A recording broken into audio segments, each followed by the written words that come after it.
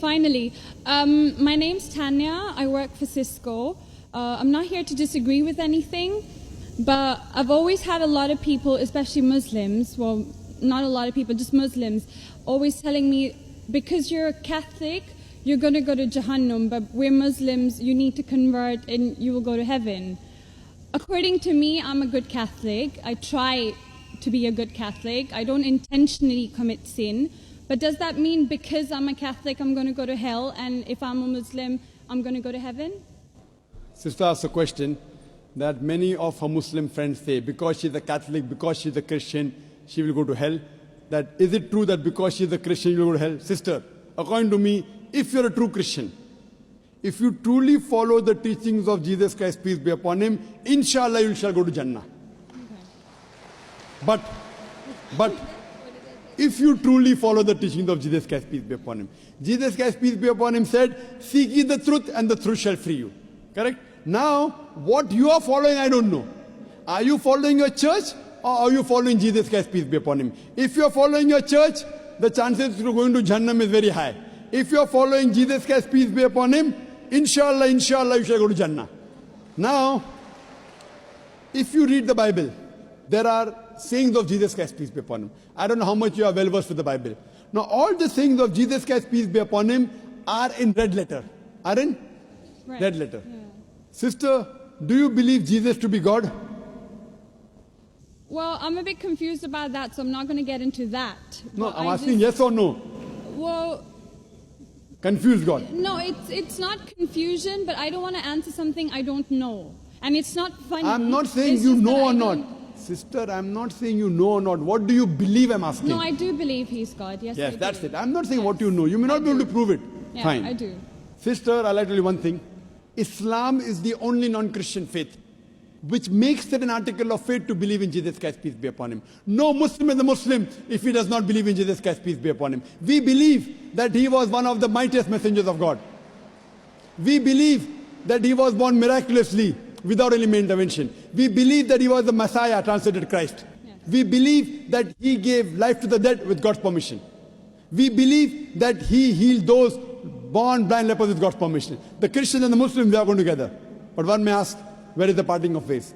The parting of ways is, sister, that most of the Christians, almost all, they believe that Jesus Christ, peace be upon him, is Almighty God. They believe he claimed divinity. In fact, if you read the Bible, there is not a single unequivocal statement.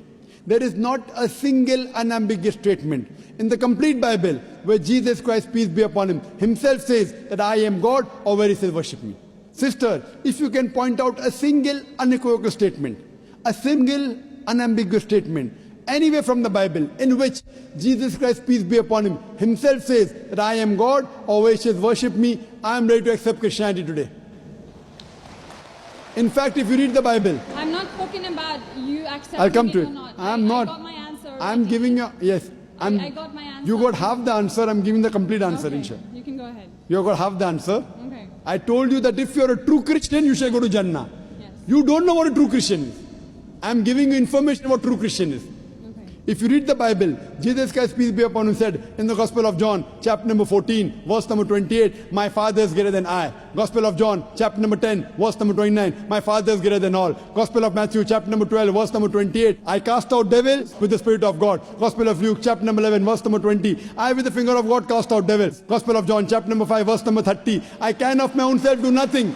As I hear, I judge, and my judgment is just. For I seek not my will, but the will of my Father. Anyone who says, I seek not my will, but the will of Almighty God is a Muslim. So Jesus Christ, peace be upon him, submitted his will to God. He was a Muslim. He never said he was God. It's clearly mentioned in the Gospel of John, chapter 14, verse number 24. Jesus Christ, peace be upon him, says that the words that you hear are not mine, but my Father's who has sent me. And it's clearly mentioned in the book of Acts, chapter number 2, verse number 22. Ye men of Israel, listen to this. Jesus of Nazareth, a man approved of God amongst you by wonders and miracles and signs, which God did by him, and you are witness to it. So Jesus Christ is a man approved of God amongst you by wonders and miracles and signs, which God did by him, and you are witness to it. So from the Bible you come to know that Jesus Christ was one of the most beloved messengers of Almighty God. We love him, we respect him. Do we follow his teachings? If you compare what Jesus Christ, peace be upon him, said in the Bible, I told that yesterday, that we Muslims, we follow more of the teachings of Jesus Christ, peace be upon him. Jesus Christ, according to the Gospel of Luke, he was circumcised on the 8th day. We Muslims are circumcised, most of the Christians aren't. Jesus Christ, peace be upon him, said, you have to follow each and every law. Gospel of Matthew chapter 5, verse number 17. Everything of the Old Testament, you can't break one law or dot or a tittle.